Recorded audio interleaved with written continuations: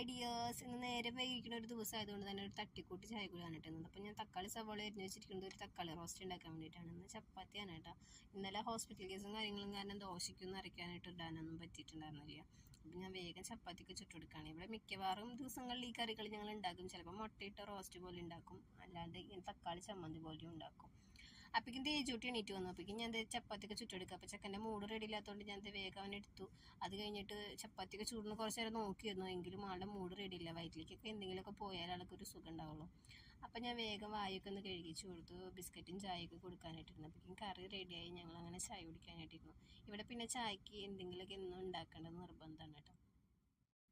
അങ്ങനെ ഞങ്ങളിതേ ചായയൊക്കെ കുടിച്ചു. അത് കഴിഞ്ഞിട്ട് വേണം സൈത്തേട്ടൻ ഒന്ന് ഹോസ്പിറ്റലിൽ പോകണം. കൈ ഡ്രസ്സ് ചെയ്യേണ്ട ദിവസമായതുകൊണ്ട് തന്നെ.